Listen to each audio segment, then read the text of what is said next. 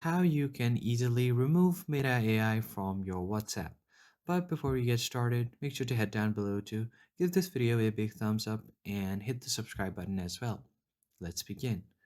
So what I'm talking about here is if you are using a WhatsApp and you have the Meta AI's option right here, I'm going to show you guys how you can remove it.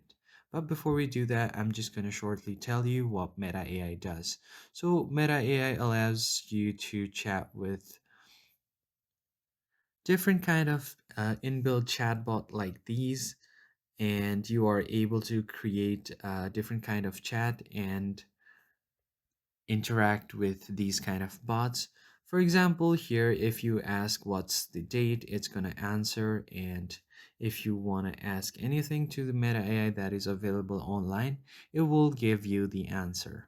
Now, if you want to turn it off, then what you need to do first is go ahead and go to your chat settings, tap on the three dots and open your settings.